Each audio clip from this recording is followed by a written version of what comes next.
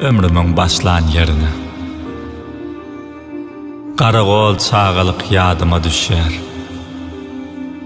Ovamın içinde yuvrup hıyalım,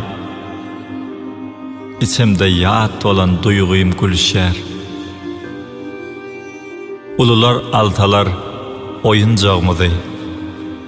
Te alyançak azım urup ağlardık. İnne ağlanına alıp bolmacak zatları yitirip artık. İslegler alavdi, yürekler pekti.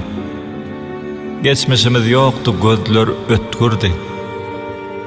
Dünyanın ululara netlen sıynağı sol gözlerden nece yaşlar döktürdü.